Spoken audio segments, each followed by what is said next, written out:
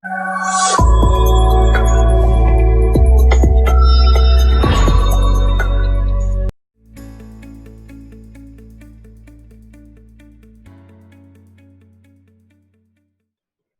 and welcome to the post-market update from Nirmal. I'm here on that. Yeah, what a day of trade that we've seen in today's session. As Nifty as was indicating, we started off on a muted note, tracking cues from the Asian markets.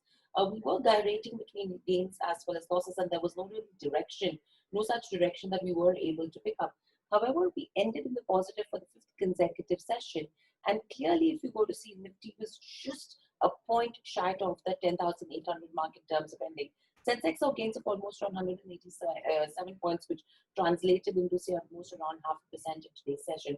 It was mainly Infosys as well as the financials that led the market rally today, and almost 15 stocks of the Sensex that ended in the green. Bank Nifty as well ended 1.9% higher, so there was clear outperformance that came in from the financials, and those were the major contributors. In fact, Bank Nifty was trading in the negative in the first half of the trading session, and that gives you an indication the kind of catch up it played. And it was mainly Bajaj Finance also that contributed to the gains. Among sectors, buying in IT as well as banking names were seen.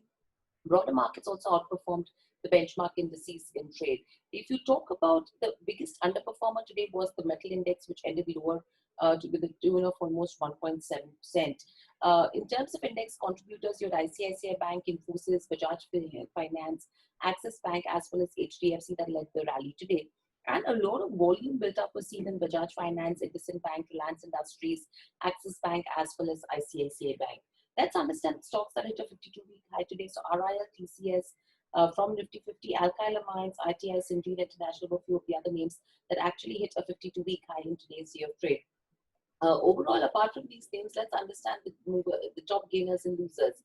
So we already spoke about Bajaj Finance, but IndusInd Bank, Bajaj Finserv, Infosys, ICICI Bank, these were the top gainers on Nifty 50, whereas Adani Ports, ITC, NTPC, Power Grid, and Agrasim Industries, these were the top losers on Nifty 50. In the broader markets, you had Ujjivan Small Finance, GHCL, Maharashtra Scooters, Rail Industries, as well as M&M Financial. These were the top gainers that did come in. Intraprust Gas, ITPI, Suzlon Energy, HFCL, Future Retail, Omax, these were a few of the top losers as well in terms of BSE 500. Moving away from there, overall, if you go to see the movers and shakers, in fact, in the afternoon session also we did mention that it was a very stock-specific market that we were witnessing, but it's the catch-up that happened in the second half of the trading session. Unique Laboratories, they secured an ANDA note for one of the tablets, so that was one of the reasons why we saw smart gains. Axis Bank partnered with Maruti Suzuki, so that was one of the smart ones on that front. Federal Bank deposits grew by 17% in the month of June, so that stock was up. Net advances were up around 4% for IndusInd Bank, and that's something which gave that stock some bit of support. Indiabulls Housing Finance jumped in trade on seeking shareholders' approval to raise almost $300 million. Tata Motors Arm has started deliveries of the new Range Rover Evoque as well as the Discovery Sport.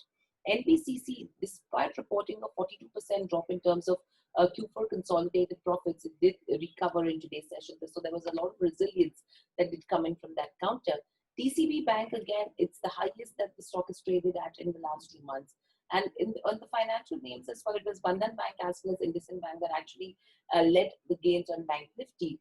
And lastly, your L&T Finance Holdings that saw smart gains. They received, one of their subsidiaries received the first tranche of $50 million out of the total $100 million, from ECB, the ECB loan from Asian Infrastructure Investment Bank. So overall, these have been movers and shakers in trade, but a spectacular day of trade, high amount of volatility that we were witnessing. And clearly, if you would have seen the market breadth as well, that was pretty much favoring the bears in the first half of the trading session. But overall, also, the market bet ended in favor of the laggards. So again, it was a stock-specific market. It was mainly the mainly the financials that actually led the rally. It was the IT names that gave some bit of support in today's day of trade. Now, let's see how the day pans out and whether we continue to see this kind of an up move from here on. And let's see how many sessions far are we to cross that 11,000 mark in terms of the markets. That's all that we have in the post-market update from Nirmal. Thanks for watching.